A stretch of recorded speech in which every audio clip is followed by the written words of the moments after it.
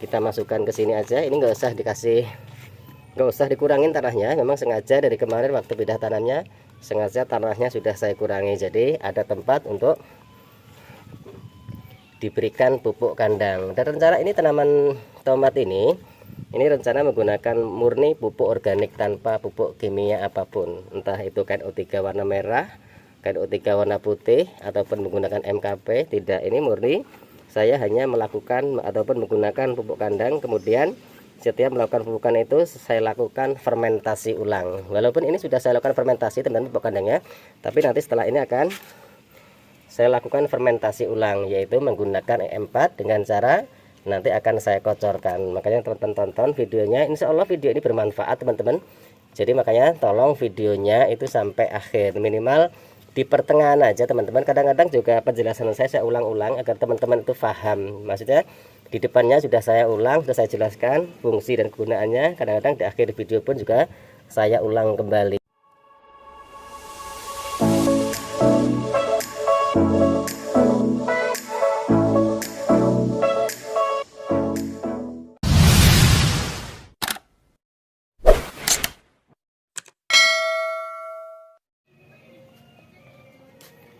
Assalamualaikum warahmatullahi wabarakatuh. Bismillahirrahmanirrahim. Allahumma sholli ala sayyidina Muhammad wa ala ali sayyidina Muhammad. Berjumpa kembali dengan saya Heri Petani Indonesia. Pada kesempatan kali ini saya akan melakukan perawatan pertama tanaman tomat saya yang sekarang berusia 7 hari setelah pindah tanam teman-teman. Mohon maaf kemarin waktu pindah tanamnya saya tidak bisa buatkan video karena kesibukan. Dan yang kedua adalah waktu pindah tanamnya ini bareng dengan tanaman terong yang kemarin video sudah saya upload teman-teman.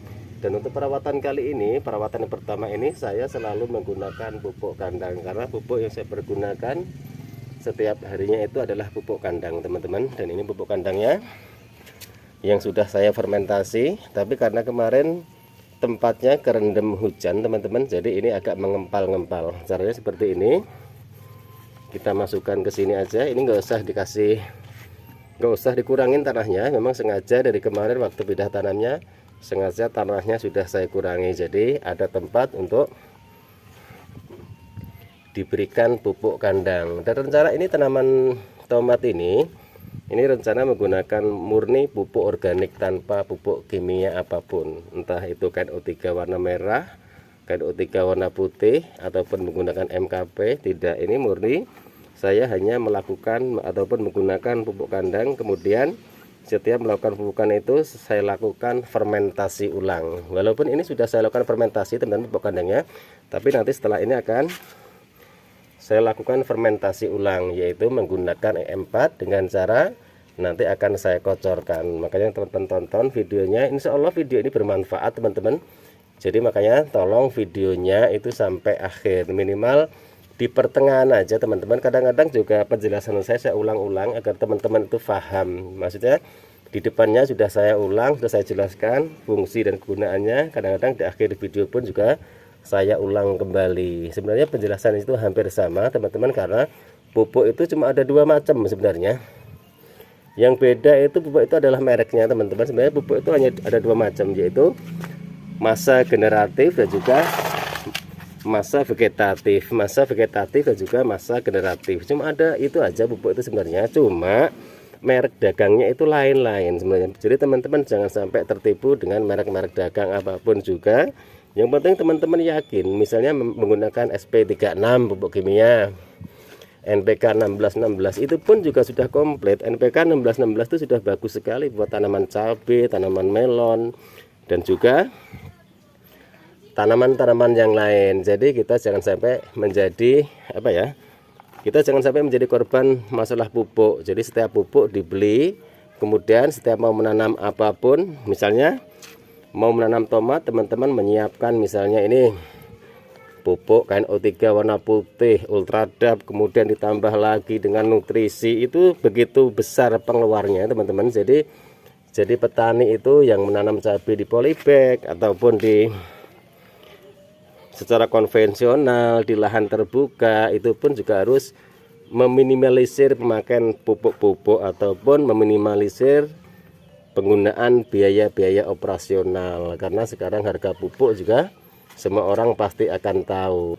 Saya tekankan buat teman-teman semua itu, menanamlah itu secara organik. Jadi pupuk organik itu emang reaksi untuk tanaman itu memang lama, tapi jangka untuk tanaman pun juga lama. Kalau pupuk kimia biasanya ini saya jelaskan. Pupuk kimia kita menggunakan pupuk kimia misalnya NPK 1616. 7 hari setelah bidah tanam kita lakukan pemupukan, kemudian 14 hari setelah bidah tanam dilakukan pemupukan kembali. Sama sepertinya kalau pupuk organik kadang-kadang ini nanti sampai mencapai masa-masa generatif, kadang baru saya lakukan pemupukan lagi. Itu pun juga menggunakan pupuk organik. Jadi walaupun teman-teman menggunakan pupuk organik, pupuk buatan pabrik, usahakan pupuk organik cair itu juga bagus teman-teman. Jangan bicara masalah mahal teman-teman, tapi bicara masalah pemakaian. Jadi intinya boros tidaknya itu tergantung petaninya,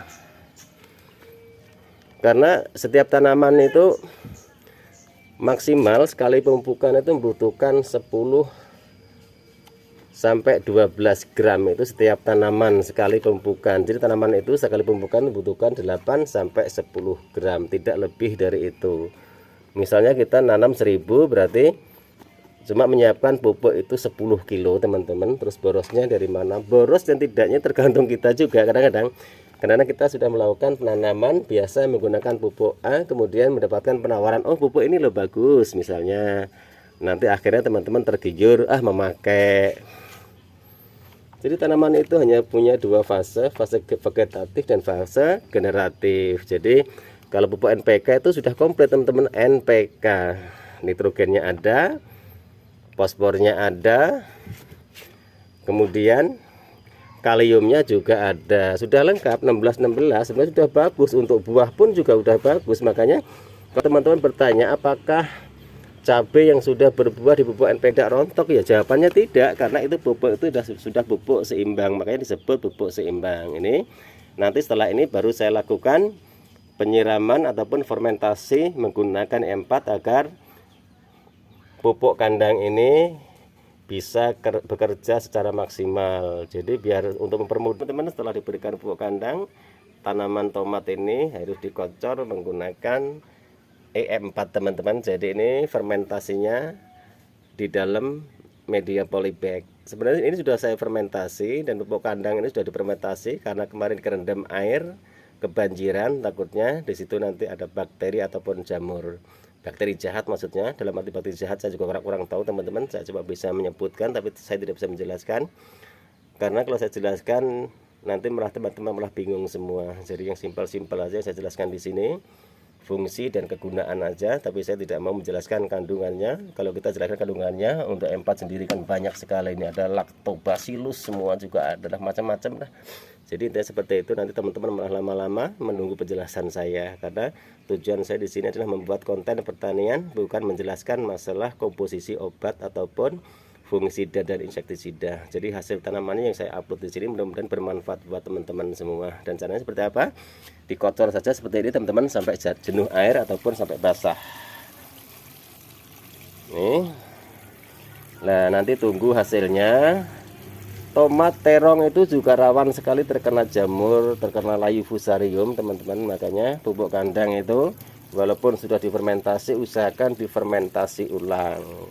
Karena jamur layu fusarium itu terjadi karena bakteri, juga karena infeksi jamur yang melalui akarnya. Ini seperti ini, disiram sampai jenuh air. Ini usianya baru 7 hari setelah pindah tanam. Ini kemarin ada tomat di dapur matang, kemudian saya semai. Mohon maaf penyemaiannya saya tidak bisa membuatkan video. Insya Allah gampang kok tomat, kok nggak usah repot-repot. Nih kondisinya sekarang sudah selesai saya lakukan.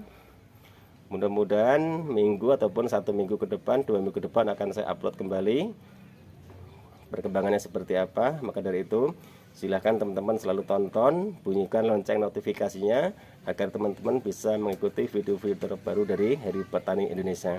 Oke teman-teman, mungkin hanya ini yang bisa saya sampaikan dalam video saya kali ini. Mohon maaf jika ada salah-salah kata. Selamat menunaikan ibadah puasa. Semoga amal ibadah puasa kita diterima oleh Allah Subhanahu wa taala.